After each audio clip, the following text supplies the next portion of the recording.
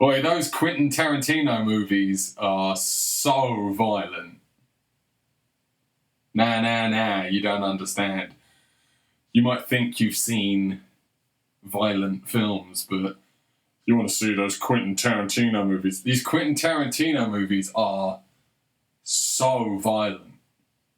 They're like the most violent films. In fact, like if he's, when he brings out a film, it's like, watch out, because you might not be ready for how fucking violent this is. It's the most violent film ever. Like, he's taken it to a new level where it's ridiculous, it's extreme. We actually all need to have a debate whether he should even be making these films. Because they're so violent, it's like unnecessary and disturbing. And you just shouldn't even do it. He shouldn't even be making them. Someone should probably sit him down and interview him and like ask him what his fucking problem is. Like, why are you making such violent films? We should make him have to justify why he would even go to this extreme. Like, what's wrong with him? Is he fucked in the head? Like, what's wrong with him? Now, just in case you can't detect my sarcasm, what the fuck is this? You must have heard this. Quentin Tarantino and his obsession with violence, and it's so violent. Oh my God, why does he make it so violent? Like, have you ever heard this and then thought to yourself, his films aren't that violent? Like, there's violence in there, obviously. They are violent films. And obviously, any film that's been made since Quentin Tarantino became a thing that's really violent, you could blame on him. Oh, well, he started this trend of violence, But it's not accurate, is it? It's not true. Like, his first film was Reservoir Dogs. And that was like at the very beginning of the 90s. And it's like you can think of like 100 films that came out before that are not just as violent, but actually more violent than any Quentin Tarantino film. And I know that when he did Kill Bill is pretty violent. Like, there's bits in Kill Bill and Kill Bill 2 where it is in black and white. And the only reason those parts are in black and white is because apparently he went over the threshold of how much blood you're actually allowed to show in a movie. There was just going to be too much blood in the scene where she has a sword fight with like 50 dudes. So they just suddenly cut to black and white, and then you can just have blood everywhere, and it doesn't matter as long as it's not red. You're allowed to see blood spraying everywhere, but if it's actually red, it's like too much, apparently. So yeah, okay, maybe Kill Bill, you could say, is an overly violent film. He had to make black and white parts just so you can't see all the blood all the time. But he got the reputation for the super violent guy when he'd only made like Reservoir Dogs and Pulp Fiction. And like, neither of those films are anywhere near as violent as films that you've seen before that. Like, why does he get this reputation for the most violent films you've ever seen? When they're not at all. It was never true. All through the 90s, all you kept hearing is, people say Quentin Tarantino films are good, but, should he really be making films that are so violent? I think one of the things is, like, Quentin Tarantino doesn't really do, here's the good guy, and then these are the bad guys. I think that's supposed to make it, like, more okay. Like, if there's just a good guy going around and everyone's trying to kill the good guy, but he just kills them first. So he's just blowing all these people away all the time. And that's okay. Whereas Quentin Tarantino, sort of, everyone's a bad guy.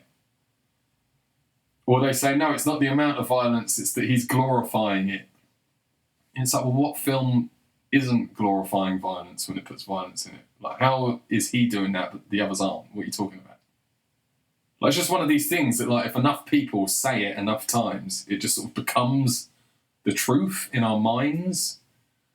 Like, we all go, oh yeah, Quentin Tarantino, violent film. Yeah, he makes really violent films. Like, you've singled him out as the violent guy.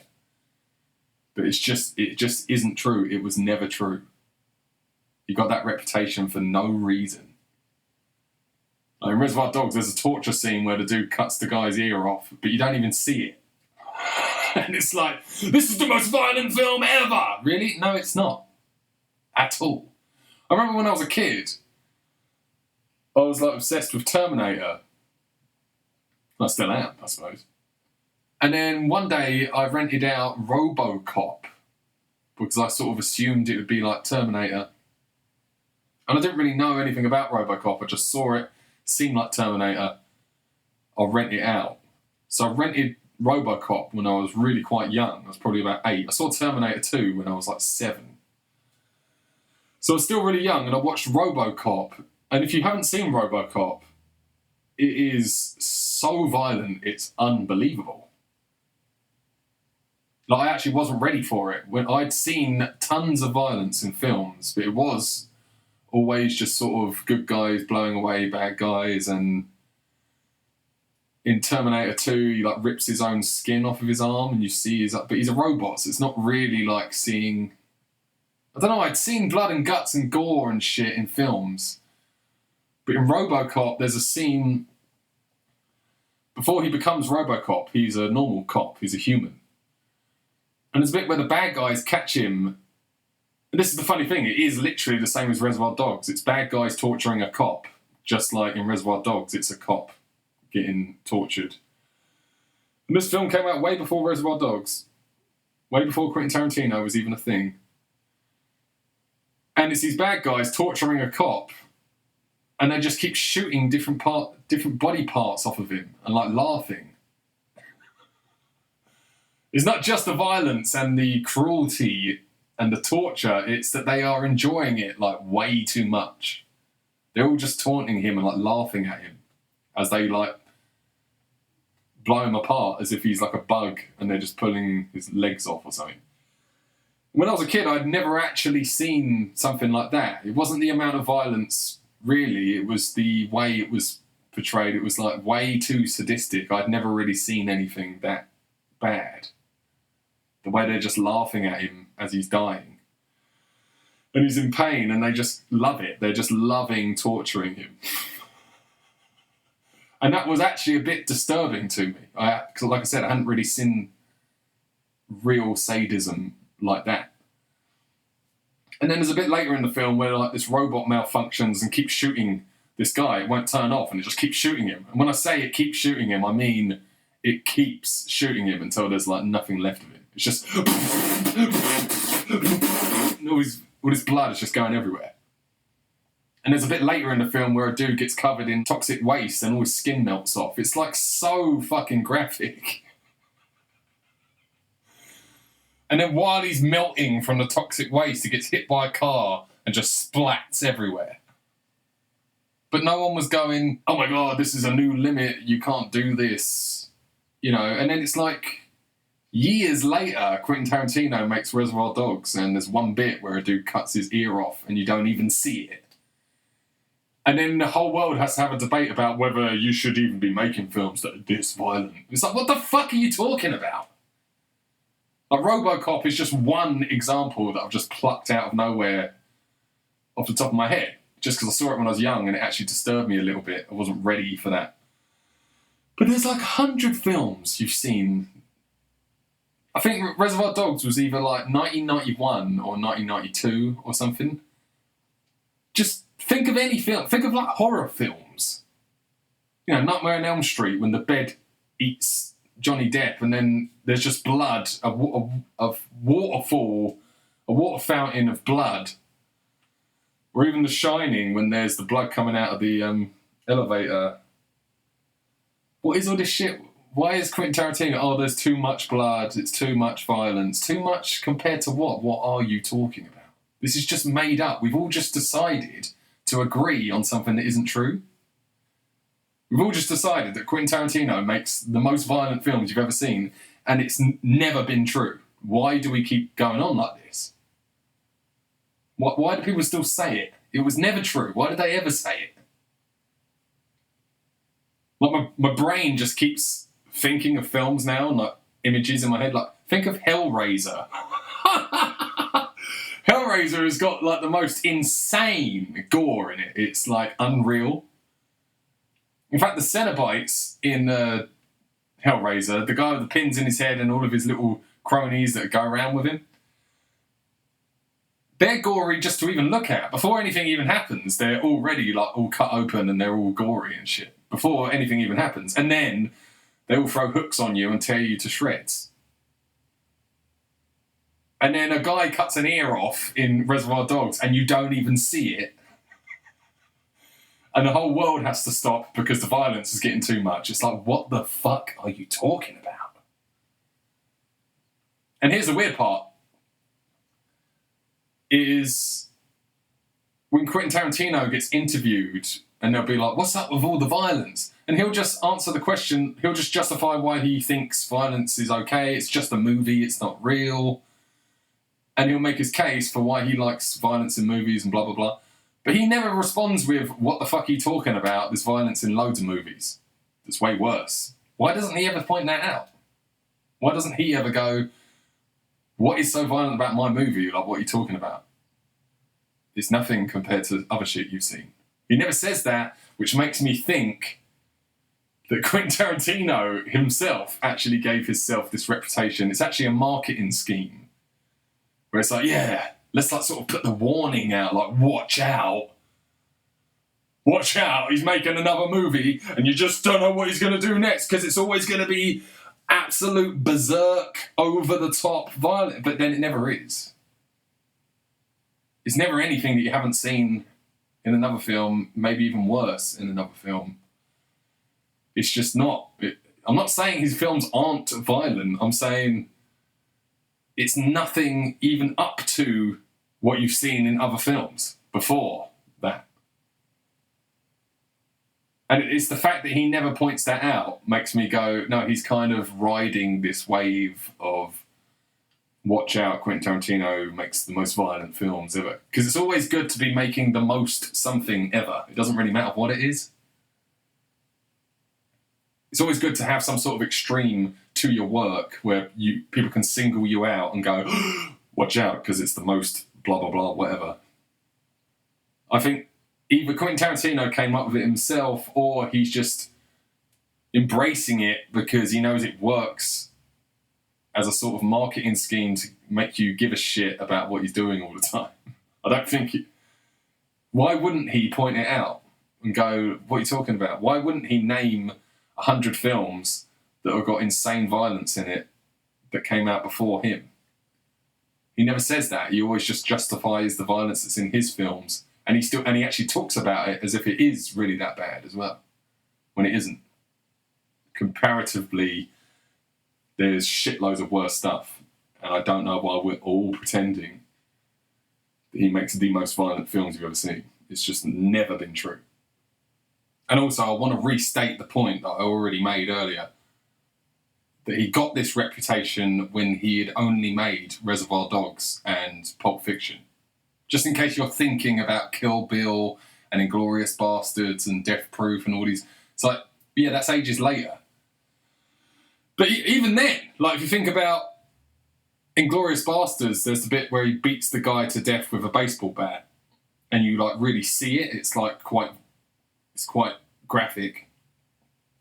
And it's like, yeah, but even that, even in his later films like Inglourious Bastards, that is no different from the film Misery, where Kathy Bates smashes that dude's legs with the hammer. And you actually see it. And that was like 1990, I think. It was before Quentin Tarantino ever made a movie. Like, so even in his later films where he's like known and he's known as the big violent guy and he's increasing the violence, even then it's still comparative to other films that came out before his shit. Like, but yeah, still, he got this reputation with just Reservoir Dogs and Pulp Fiction. There's a rape scene in Pulp Fiction, but there's rape scenes in plenty of movies previous. And like I said, in Reservoir Dogs, you don't even see this bit that everyone goes on about him cutting the ear off. You don't even see it. It's completely ridiculous. It's like in Silence of the Lambs, where Hannibal Lecter cuts a big hole in that guy and then like hangs him up and he's got light shining through his guts. And then he cuts a dude's face off so he can wear it as a mask. But then there's Cape Fear with Robert De Niro when he brutally rapes that woman. Like, that's a good example because that film isn't even... It doesn't really like make a mark in history as a particularly violent film. And it came out before Quentin Tarantino's films. That's the type of thing that was just sort of normal, you know? Go and watch the rape scene from Cape Fear with Robert De Niro. And think about the fact that that came out before any Quentin Tarantino film. That scene is way worse than anything that happens in any Quentin Tarantino film. And no one even remembers Cape Fear as a particularly violent film. But Quentin Tarantino films are the most violent thing you've ever seen. And it's glorifying violence, and it's just, you know, he just takes it too far. It's complete nonsense.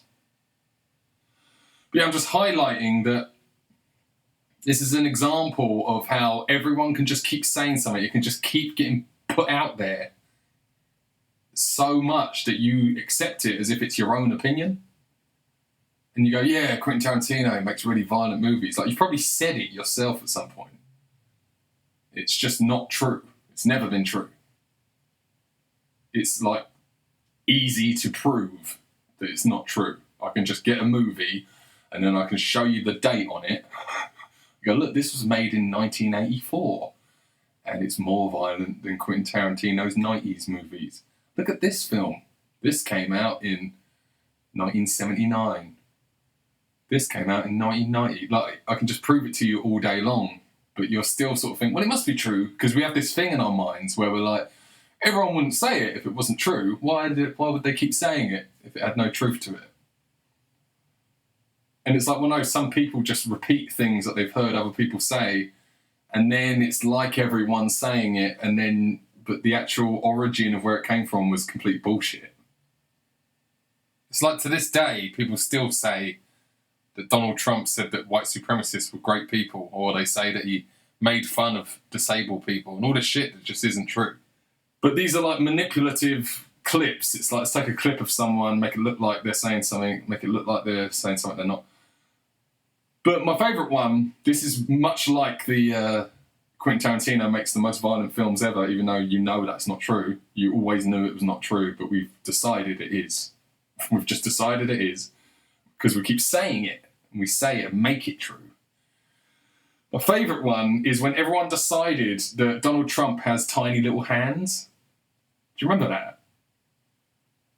People just decided that he's got tiny little hands. And the reason why this is my favourite one, and why I think it's like the Quentin Tarantino thing, is because it's not like when someone takes a clip out of his speech and makes it look like this, and then someone says something suggestive, and it's all like layers of manipulation. So you have to actually give a shit. You have to go and watch the whole speech and learn that he didn't really say what they said he said. And you're not going to do that. Like, they're preying on your laziness. They know you're not going to go and check it out. Just believe us. Just believe that he said that. But with the small hand things, it doesn't matter how lazy you are. You don't have to go and check anything out. You can just look at him at any given time and see that he has massive hands. But it doesn't matter. We've just decided they're tiny. Enough people just kept saying it. Just saying it. Just saying it. Just keep saying he has tiny hands until everyone accepts it as the truth. Even if he's literally holding his massive hands up in front of you, you will just see that they're small. I think it's because he's old school and he doesn't wear like tight suits. He always wears massive suits. So his sleeves are baggy and it like looks like these little hands are coming out the top. But you actually look at him, sometimes he holds his hands up, like he uses his hands a lot when he talks, and you can see that they're fucking huge. Like, why do you keep saying they're small? And it's just like, we need to be careful not to do this. Donald Trump has massive hands. Quentin Tarantino does not make the most violent films you've ever seen. Unless you've just never seen any other films. I mean, maybe then you could say it. But I'm just saying, don't give in to this stupid thing where someone says something that just obviously isn't true. And then people keep saying it. And then you go, well, they wouldn't be saying it unless there was truth to it. Why? Why wouldn't they? For some reason, people just like saying things that aren't true, don't pay any attention to it. Know in your mind what you actually think. Know in your mind that Hellraiser is 10 times more violent and disgusting and gory than any Quentin Tarantino film. RoboCop is more violent than Quentin Tarantino film. You know that. You don't need to listen to what people are saying.